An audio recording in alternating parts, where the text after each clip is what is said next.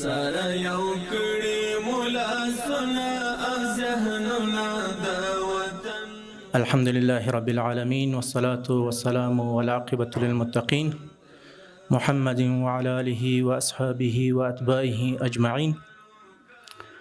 د اسایو معلوماتو ملي ادارې عمومي رئیس ښاغلی عبدالقاهر حاجي ادریس صاحب، د چارو ادارې مرستیال مولوي سیف الدین طایب صاحب، د اسایو معلوماتو ملي ادارې مالی او اداري مرستیال مولوي عبدالسلام حقانی صاحب، د ادارې د نفوسو د احوال ثبتولو مرستیال مولوي محمد نبی محمدي صاحب، د ادارې رئیس صاحبانو، راغلو درنو ملمنو او ټولو حاضرینو، السلام علیکم ورحمت الله وبرکاته.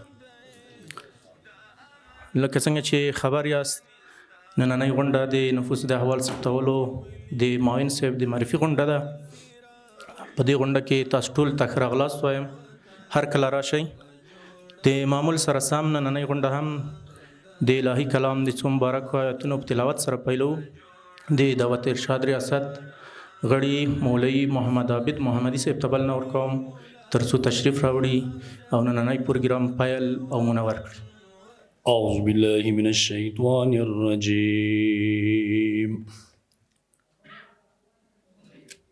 بسم الله الرحمن الرحيم.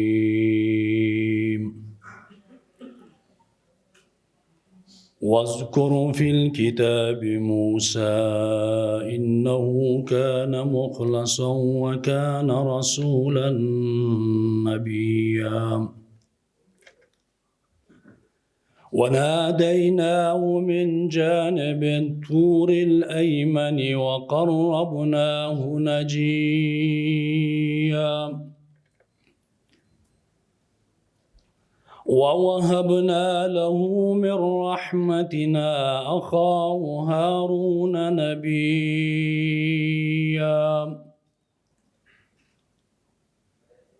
واذكر في الكتاب إسماعيل إنه كان صادق الوعد وكان رسولا نبيا وكان يأمر أهله بالصلاة والزكاة وكان عند ربه مرضيا واذكر في الكتاب إدريس إنه كان صديقا نبيا ورفعناه مكانا عليا سبحان ربك رب العزة عما يصفون وسلام على المرسلين والحمد لله رب العالمين. اللهم أحسن عاقبتنا في الأمور كلها وأجرنا من خزي الدنيا وعذاب الآخرة. اللهم إنا نسألك الفوز القضاء ونزول الشهداء وعيش السعداء ومرافقة الأنبياء والنصر على الأعداء إنك سميع الدعاء برحمتك يا أرحم الراحمين. جزاک الله خیرا. د مولوي صاحب څخه نړۍ مننه.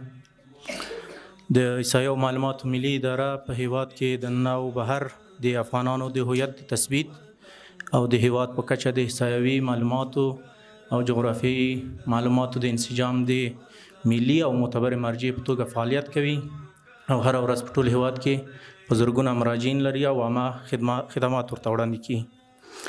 د پروګرام په دې برخه کې د احصایو معلوماتو ملي ادارې عمومي رئیس ښاغلي حاجي ادریس صاحب ته بلنه ورکوم تر څو تشریف راوړي او خپله پرانستونکې وینا واوروي.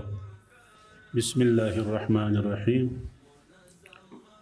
نحمده ونصلي على رسوله الكريم. أما بعد فأعوذ بالله من الشيطان الرجيم. إن الله يأمركم أن تؤدوا الأمانات إلى أهلها. صدق الله العلي العظيم. ټولو راغلو مېلمنو ته د هر څه نه مخکې السلام علیکم ورحمت الله وبرکاته وړاندې کوم. الله تعالی مو راوله ښه راغلاست. راغلو مېلمنو نننۍ غونډه چې جوړه سوې ده تاسو به په خبر یاست چې د ثبت احوال نفوس دپاره معین صاحب ټاکل سوی دی. نن د معین صاحب مولوي محمد نبی محمدي صاحب تعارفي غونډه ده. ورونو وخت کم دی نو مختصره یوه خبره کول غواړم. هغه دا چې زما د احصائیه د ټولو کارمندانو څخه خصوصا د ثبت احوال نفوس د کارمندانو څخه دا غوښتنه ده چې په خپل کار کې غفلت مه کوئ. ستاسې غفلت د هیوادوالو دپاره مرګ دی، د هیوادوالو دپاره تباهي ده. که تاسې په خپلو کارو کې غفلت وکئ، تاسې د دا خلکو تذکیرو ته دقت ونه کئ او په دا تذکیرو کې یو حرف غلط کئ یا یو حرف ور زیات کئ یا یو حرف ور کم کئ، دا د دې هیوادوالو دپاره هلاکت دی، د دې هیوادوالو دپاره ستړیا ده. بیا به نو دوی را رواني کابل ته، بیا به مرکز ته را رواني، بیا به د دې تصحیح کوي. دا چې پر تصحیح باندې پیسې ځینې اخیستل کېږي زموږ وروستی چې هیوادوال مسکینان خلک دي، غریبان خلک دي، دا یوه موضوع ده. نور چې بیا ته یې مراحلې کېږي دا څونه وخت غواړي. نو ستاسې څخه مې دا غوښتنه ده چې په خپل کار کې غفلت مه کوئ. که مو غفلت کوئ تاسې بیا د هیوادوالو سره هیڅ مینه و محبت نه لرئ. تاسې به په خپل کار کې دقت کوئ، غفلت به نه کوئ، خپلو کارو ته به متوجه کېږئ. د دې مراجعینو کار به داسې بولي لکه د خپل ځان کار. د خپل ځان کار په څه رقم سړی کوي، په دا رقم باندې کوي چې په آینده کې هیڅ قسم غلطیا نه وي پکښې کې او هیڅ قسم غلطیا ته بیا ضرورت پیدا نه شي. په دا قسم باندې تصحیح کوي. نو ورونو ستاسې د ټولو څخه مې په جدیت دا غوښتنه ده خپل هم کارو ته متوجه اوسئ او خپل ماتحت کارمندان هم متوجه کړي. دلته چې موږ ته مراجعین را روان دي اکثره د دغه څخه را روان دي چې تذکیرې یې ور غلطي سوي دي.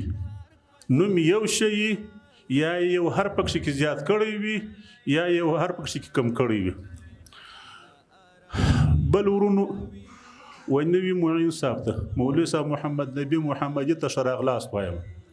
الله تعالی دې راولي، د دې کار مبارکي ورته وایم. الله تعالی دې د ښه خدمت کولو توفیق ورکړي. د ده په راتګ باندې موږ خوشحاله یو چې الله تعالی دې راولي. دا د ده راتګ موږ ته دا زیری راکوي چې الله تعالی ته امید لرو چې دا مراجعین را روان دي، دا مراجعینو کارونه به پر وخت باندې خلاصیږي. نو ده ته ښه راغلاست وایو. موږ د خپل جانب څخه ده ته اطمینان ورکوو چې موږ ستا سره همکاره یو او پر ټولو مربوطه کارمندانو باندې، رئیس صاحبانو باندې او امیر صاحبانو باندې هم غږ کوو چې د محترم مولوي صاحب سره کومک وکړي، ورسره همکاره سئ. سردرد مه ورته جوړیږي بلکې همکاري ورسره وکړي چې د دې هیوادوالو کارونه په ښه طریقه باندې پر مخ بوځي. نو د مولوي صاحب څخه مو هم دا غوښتنه ده چې خپلو کارو ته ښه متوجه اوسي. دا یو پرکاره اداره ده. مراجعین خو مو ولیدله چې اوس ولاړ وه. دا ټوله موږ تاسو ته امید لري، دا موږ تاسو ته را روان دي، د دوی کارونه په موږ تاسو پورې ارتباط لري. دا به په ښه طریقه باندې ورته خلاصوو. نو په آخر کې بیا یو ځل ټولو راغلو ملګرو ته ښه راغلاست وایو. الله تعالی دې ستاسې راتګ زموږ دپاره او د دې ادارې دپاره او د ټولو هیوادوالو دپاره نیکمرغه وګرځوي. السلام علیکم ورحمت الله وبرکاته.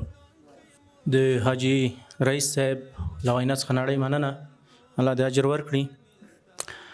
در این بخش پروگرام از مولوی سیف الدین طایب صاحب معاون اداره امور امارت اسلامی افغانستان خواهشمندیم تا روی استیج تشریف آورده و سخنان خوش را اراد نماید. نحمده و نصلي على رسوله الكريم.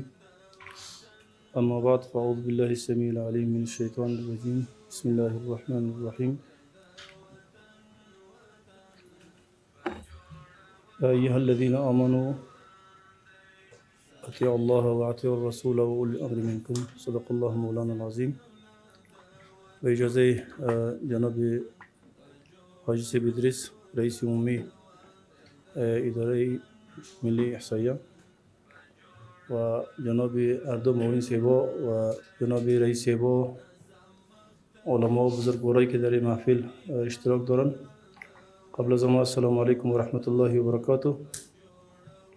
قسمی که جناب حاجی صاحب اشاره کردن، محفل کنونی به مناسبت معرفی معاون ثبت احوال نفوسی این اداره هست. امروز اینا رسما معرفی میشون و به کار خود آغاز میکنن.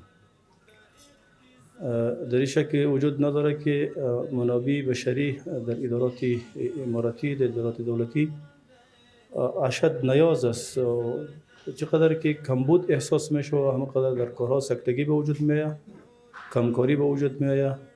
هر قدر منابع بشری اضافه شو و متوجه مسئولیت‌های خود شوند، کارها رونق بیشتر میگیرن و خوبی پیش میروند و در کارها سکتگی به وجود نمیاد، کارها به طریقه درست منظم میشه. اداره ملی احصایه یک اداره خدماتی هست که به هموطنان خود خدمت میکنه، در خدمت هموطنان خود هستند.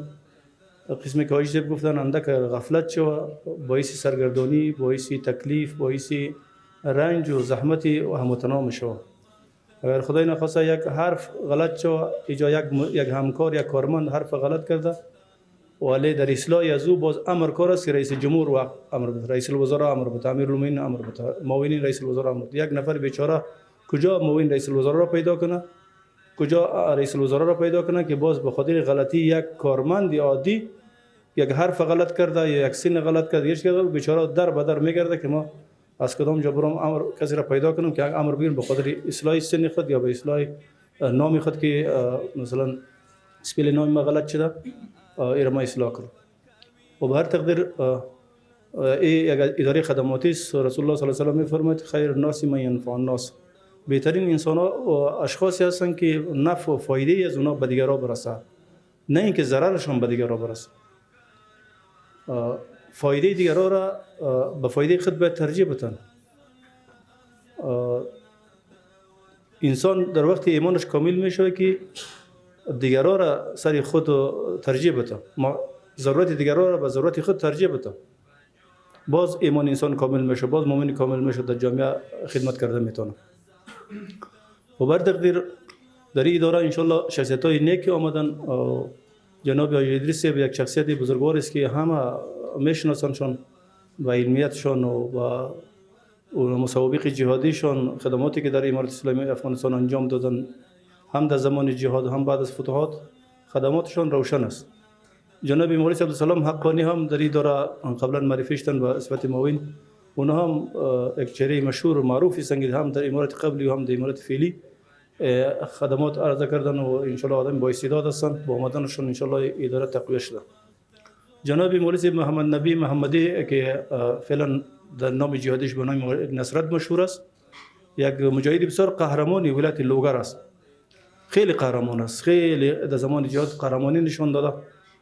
مال بدنش پر از چره و پر از زخم مرمی هست.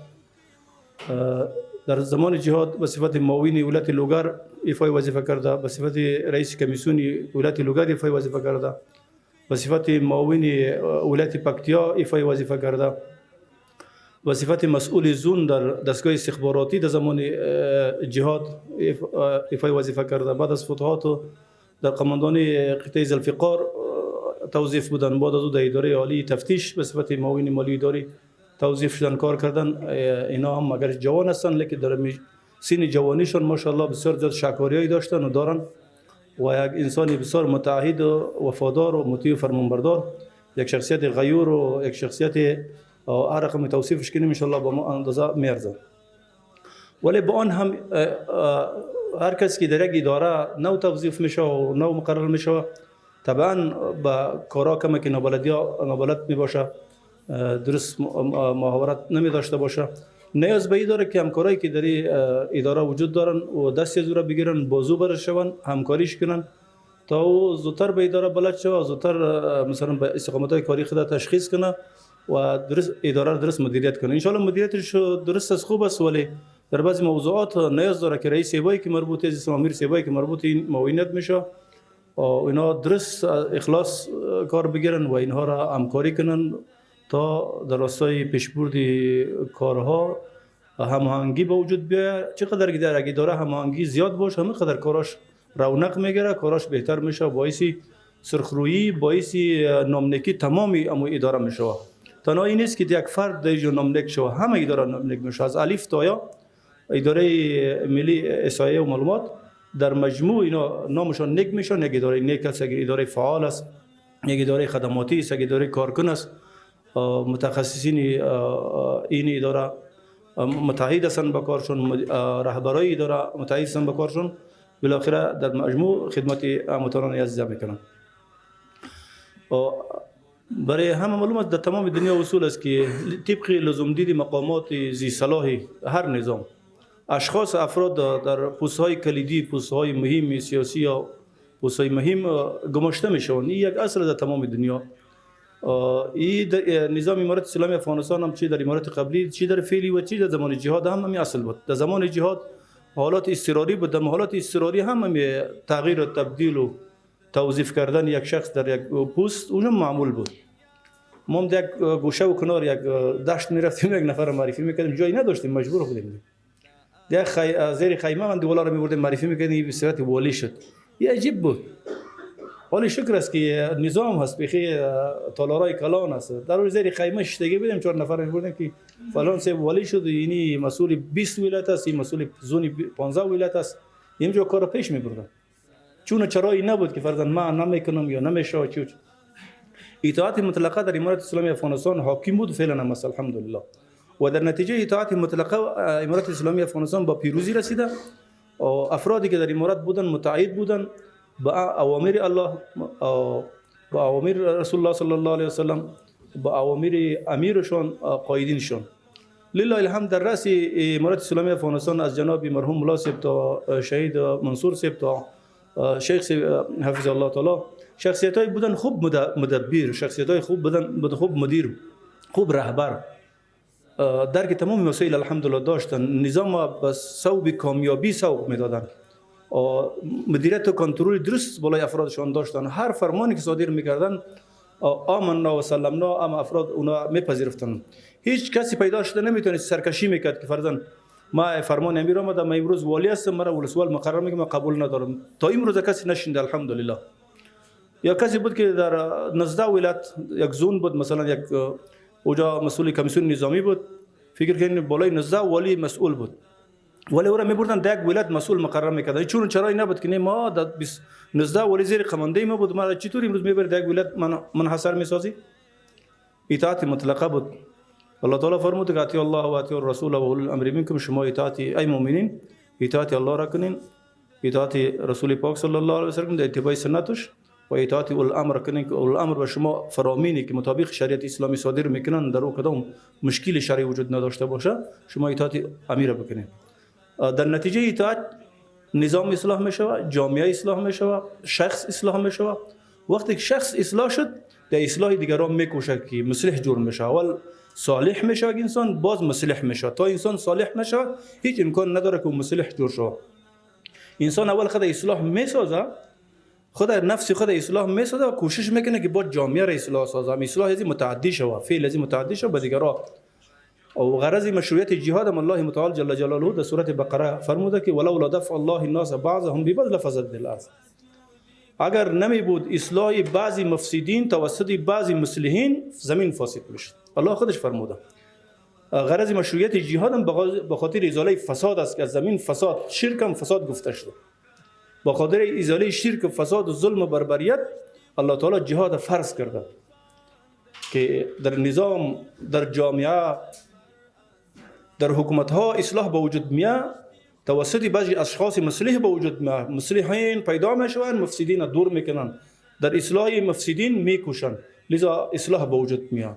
اصلاح که به وجود آمد، جامعه امن میشود، جامعه برای خدمات آماده میشود، برای عرضه خدمات، برای مثلا ترقی، برای خوبی پیش و طرف خوبی پیش میره. فعلا فضای نظام امارت اسلامی افغانستان یک فضای بسیار اطمینان بخش، یک فضای مطمئن برای عرضه خدمات، برای رشد اقتصاد و برای رشد همه جوانب جامعه، چه رشد فرهنگی باشه، چه رشد دینی باشه، چه رشد ثقافتی و اجتماعی باشه و چه رشد اقتصادی باشه.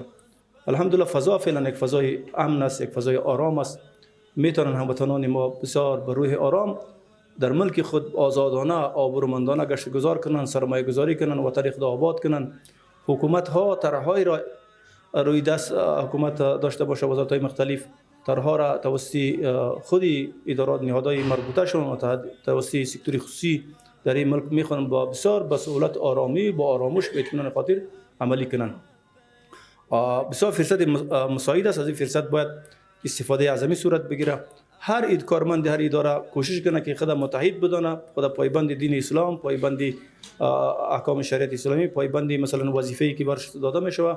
اگر یک وظیفه خرد است کوچک از ولو 5000 معاش باشه خب مکلفیت داره، فرد 10000 معاش باشه مکلفیت داره، 20000 معاش است. هر قدر قناعت کرده، توافق کرده، موافقه امضا کرده برای اداره که متحد میشم کار میکنه، باید در کار خود صادق باشه که هم کار کنه، هم 1 روپیه یا 4 روپیه 5 روپیه روزی حلال به دست بیاره و این طرف ثواب هم بگیره که صادقانه کار کرد، هم مثلا هم مزد است هم ثواب. مزد است که 10000 روپیه مزد گرفت تکافؤ روزگار شد، ثوابی است که صادقانه کار کرده، عوض از الله تعالی برش خیرم میده و ثواب میده. بر تقدیر در حق عاجز بیدریس، در حق معین سیبی سابقه، معین سیبی مولوی صاحب سلام کنه، مولوی صاحب دعا میگم الله متعال بر از اینا طول عمر نصیب کنه، خوب مدیریت بهتر و بیشتر برشون نصیب کنه که اداره را درست به طرف خوبی و بهتری سوق بتن. و برای معین سیب که جدیدا مقرر شدن اینجا توفیقات مزید از الله متعال میخوام و حکمی را که جناب ولی قدر امیرالمومنین صاحب غرضی مقرری از اینها صادر نمودن و حکم نمودن او را به خوانش میگیرم و سخنان خود خاتمه میدم. بسم الله الرحمن الرحیم. دی علی قدر امیرالمومنین حفظه الله تعالی لقا دی احصایه عمومی اداره دی نفوس دی احوال دی ثبت معاون تاکنه په حق دی علی قدر امیرالمومنین حفظه الله تعالی حکم د پلتنی عالی اداره مخکنی مالی او اداری مرسیال مولوی محمد نبی محمدی دی احصایه عمومی اداره دی نفوس دی احوال دی ثبت معاون په توګه وټاکل شو. دی الله جل جلاله له دربار څخه د اسلام سپیشل شریعت پرانا کې د ورسول شویو چارو په ترسره کولو کې ورته توفیق غواړم. والسلام علیکم ورحمة الله وبرکاته. امیر المؤمنین شیخ القرآن والحدیث مولوی هبت الله اخوندزاده. وظیفه برای جناب مولوی صاحب مبارک باشه، خداوند متعال طول عمر برشون نصیب کنه، استقامت برشون نصیب کنه، صبر برشون نصیب کنه، خدمات بیشتر عرضه کنن. و اقول قولی هذا استغفر الله لي ولكم ولسائر المسلمين فاستغفروه انه هو الغفور الرحیم. جزاک الله خیرا. د مولوی صاحب طیب څخه نړۍ مننه. د غونډې په دې برخه کې د احصایې او معلومات ملي ادارې د نفوس د احوال ثبتولو مرستیال مولوي محمد نبی محمدي صاحب ته د نوي موقف د مبارکۍ ترڅنګ بلنه ورکوم ترڅو تشریف راوړي او خپله وینا واورئ. حامدا ومصليا أما بعد فأعوذ بالله من الشيطان الرجيم. بسم الله الرحمن الرحيم. قال الله تبارك وتعالى: كنتم خير أمة أخرجت للناس تأمرون بالمعروف وتنهون عن المنكر. صدق الله العلي العظيم. وقال النبي صلى الله عليه وسلم: إنما الأعمال بالنيات. صدق رسول الله صلى الله عليه وسلم. مخکې د دې نه چې زه خپل خبرې ته شروع وکړم، د احصایې ادارې محترم رئیس صاحب، د ادارې امور محترم معاون صاحب مولوی صاحب سیف الدین طیب ته او درنو حاضرینو مېلمنو ته ټولو ته السلام علیکم ورحمت الله وبرکاته. محترمو دا د تقریر او د واز لپاره خو زه نه یم جګ شوی ځکه چې دلته الحمدلله مشران علما کرام دي مشران مسؤلین دي زه غواړم په لنډو ټکو کې خپل څه مختصرې خبرې وړاندې کوم تاسو ته او خپل رهبري ته اطمینان ورکم او د دې ترڅنګ د خپل رهبري د دې حسن ظن چې په موږ باندې دا اعتبار وکړل د دغه خدمت وړ یې وګڼلو چې دلته موږ خدمت وکړو نو ډېره زیاته شکرګزاري وړاندې کوو محترمو حاضرینو په دا 20 کالونو کې یا دا 93 کاله چې ورسره یوځای کړو په دا 23 کالونو کې چې دا موږ کومه مبارزه کړې ده دا الحمدلله د دغه شهیدانو د وینو په برکت نتیجه یې ورکړل چې ډېر په زیاته اندازه زموږ ملګري مشران تر رهبري پورې امیر المؤمنین شهید نور معاونین والی صاحبان ډېر ملګري په شهادت ورسېدل خپلو شهیدانو ملګرو ته د الله له دربار نه مغفرت غواړو کوم ملګري چې تکلیفونه او زحمتونه ایستلی دي هغوی ته د الله تبارک وتعالی له دربار څخه اجر غواړو د دې ترڅنګ موږ خو په دا 20 کلونو کې چې کومه مبارزه کړې ده د دې لپاره مو وکړل چې دغه وطن آزاد شي د اشغالګرو له لاسه او خپلو هیوادوال چې په کومه اندازه باندې چې دوی ته مناسب ده په هغه اندازه باندې خدمت ورته وشي او په آزاده توګه ژوند وکړي نو موږ د خپلو دغه حاضرو ملګرو چې کوم یو د دغه ادارې کارمندان دي زما په شمول زه دغه غوښتنه وشکه کوم چې د خپل لکه حاجي رئیس صاحب چې خبره وکړل مولوي صاحب سیف الدین طیب صاحب خبره وکړل چې په ښه توګه خدمات وړاندې کړو ځکه د دغه شهادتونه د دغه زخمیتوبونه د دغه بندیتوبونو د دې نتیجه به دا شي چې د خپلو خلکو ته په عالي توګه خدمات وړاندې کړو رښتیا هم دا اداره پرکاره اداره ده د خدمتونو اداره ده د دې جوګه ده شکایتونه خو ټولو مشرانو ته رسېدلی دي یقیني په دا یو حرف باندې یو کس دومره ځورېږي چې بیخي ډېر زیات ځورېږي نو موږ انشاءالله خپل رهبري د دغه ادارې رهبري ته او د مشرتابه رهبري دفتر ته نورو مشران ته انشاءالله اطمینان ورکوو چې په پوره اخلاص سره موږ کوشش کوو چې خدمت وکړو او کوم ملګري چې زموږ سره دي په هغوی باندې هم انشاءالله دغه زموږ توصیه ده چې په پوره صداقت باندې خدمت وړاندې کړو څنګه چې الله رب العزت فرمایي چې موږ او تاسو دغه محمدي امت کنتم خیر امت دغه محمدي امت دا هغه امت دی چې بهترین امتونو څخه دی په ټولو امتونو کې په ټولو ادیانو کې دا بهترین امت ده وجه یې دا ښودلی دی الله رب العزت چې دوی امر بالمعروف او نهی عن المنکر کوي اوس چې د دنیاوالو تاسو دا غوغا وینئ دا د دنیاوالو ټوله غوغا په د امر بالمعروف او نهی عن المنکر باندې دی چې دا امر بالمعروف او نهی عن المنکر اداره چې د امارت اسلامي دی دا دغه قید ولګول دا بندیزونه ولګول دغه تویدات ولګول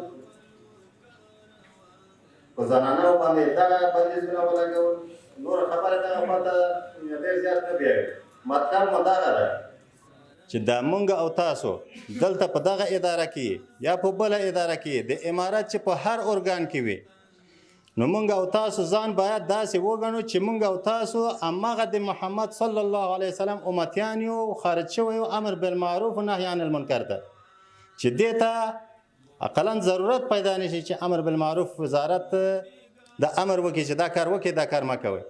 دا هر څه باید موږ په ځان تطبیق کړو. دا کومه اداره باندې چې موږ او تاسو اوس دلته موجوده خدمت کوو، باید موږ او تاسو ځانونه مجاهدین وبولو. کومه مجاهدین چې په دا 20 کالونو کې قرباني ورکړل، هغوی دا توره وکړل تر دغه ځایه پورې راورسول، دغه امارت دغه اسلامي نظام یې موږ او تاسو ته وړاندې کړل. نو موږ او تاسو باید داسې خدمت وکړو چې د جهاد په نیت یې وکړو، په دې نیت یې وکړو چې الله رب العزت په موږ باندې امر کړی چې دغه خلکو خدمت وکړي. د جهاد په نیت باید وکړو. ځان که هر څوک وي، که د زه نامناسبه بولم چې دا الفاظ استعمالوم، که د تیرې ادارې، که د اوسنۍ د مجاهدینو زموږ د ملګرو له جملې څخه څوک وي، چې هر څوک وي اوس باید ځانونه مجاهدین وبولي او د جهاد په نیت دا کار وکړي. په دې کې د مولوي صاحب خبره هم لال بدستاد و هم دل یار نارنجد، هم موږ او تاسو ته ثواب وشي چې د جهاد په نیت کوو، او هم د خلکو خدمت وشي. نو باید موږ او تاسو ځانونه چې که دلته که یو حرف لیکو، که چاته احکام ورکوو، که هر څه کوو، نو باید موږ او تاسو د الله رب العزت رضا او خپل نیتونه خالص کو، خپل نیتونه برابر کو. هر څه په نیت باندې دی. د بخاري شریف حدیث د اولنی حدیث راځي، انما الاعمال بالنیات. د عملونو چې هر څه عمل کوي د دې ټولو دارومدار په د نیت پورې تعلق نیسي. زما محترم وروره، که ته امضا کوي، که ته لیکل کوي، که ته په کمپیوټر باندې ناست یې، که ته هر کار کوي دلته په دې اداره کې خدمت کوي، په دې نظام کې، نو ته کوشش وکړه چې خپل نیت خالص لله فی الله کا. هم د پیسې ګټلی وي، هم د الله رب العزت له دربار څخه اجر و ثواب در په برخه شوی وي. نو د دې نه خو ښه خبره، ښه سیستم نور نشته. نور اوس بیا هم زه د خپل مشرتابه شیخ امیر المؤمنین حفظه الله ورعاه د هغه نه ډېر شکرګزاري وړاندې کوم چې په موږ باندې د حسن ځان وکړل. د رهبري د ادارې نه انشاءالله موږ پوره اطمینان ورکوو چې تر ډېر حده پورې چې څنګه موږ د جهاد په وخت کې موږ هلې ځلې کولې په شپه ورځ کې، اوس هم انشاءالله موږ شپه ورځ نه ګورو، موږ د خدمتونو ته دوام ورکوو، خدمت کوو که د الله رب العزت رضا و. نو بیا هم د الله جل جلاله له دربار څخه توفیق او کمک غواړو. و آخر دعوانا ان الحمد لله رب العالمین والسلام علیکم ورحمة الله وبرکاته. د محمدي صاحب له وینا څخه نړۍ مننه. الله دې په ورسپارل شویو مسؤلیتونو کې سرلوړی لري. نننۍ غونډه په دعا سره پای ته رسوو. ستاسو ټولو له ګډون او حضور څخه نړۍ مننه. الله دې ټول تاجرونه ورکړي. د اختتامیه دعا لپاره د ادارې د دعوت ارشاد رئیس مولوي نیاز محمد عبدالشکور صاحب ته بلنه ورکوم تر څو تشریف راوړي او غونډه په دعا سره پای ته ورسوي. له دعا وروسته به ځینې مشران محمدي صاحب کاري دفتره پورې بدرګه کړي. الحمد لله الله امين. الحمد لله رب العالمين والعاقبة للمتقين والصلاة والسلام على خير خلقه محمد وعلى آله وأصحابه أجمعين. اللهم اهدنا فيمن هديت وعافنا فيمن عافيت وتولنا فيمن توليت وبارك لنا فيما أعطيت. اللهم حسن مرادنا، اللهم حسن مرادنا ويسر أمورنا بجاه نبيك ورسولك المجتبى ومصطفى صلى الله تعالى على خير خلقه محمد وعلى آله وأصحابه أجمعين. اللهم ربنا تقبل منا إنك أنت السميع العليم. اللهم ربنا لا تزغ قلوبنا بعد إذ هديتنا وهب لنا من لدنك رحمة إنك أنت الوهاب. يا العظيم خدای فکه د موږ د ادارې د ټولو ملګرو خدمات قبول مقبول وګرځوه. یا العظیم خدای فکه ټولو ملګرو ته خپل رضا نصیب که. یا الله د موږ د ادارات تحفظ وفرمایه. یا العظیم خدای فکه د موږ ملک خودکفا وګرځوه. یا العظیم خدای فکه موږ ملک د مشکلاتو نه وساته. یا الله د نړۍ په ټولو مسلمانانو خصوصا د فلسطین په مسلمانانو باندې رحم وکړه، د لبنان په مسلمانانو باندې رحم وکړه. یا العظیم خدای پاک خپل امداد خپل نصرت سره شامل حال وګرځوه. یا الله عظیم خدای پاکه نوی رئیس صاحب ته توفیق ورکړه چې قبول خدمت وکړي یا الله عظیم خدای پاکه او خدمات د خپل رضا دپاره وګرځوه اخره ختمه په ایمان که څومره ملګري چې راغلي دي عظیمه خدای پاکه چې څه قسم مشکلات وي ته خبیر بذات الصدور ذات عظیمه خدای پاکه مشکل ټول حل فصل وګرځوه وصلی الله تعالی علی خیر خلقه محمد فجوړولو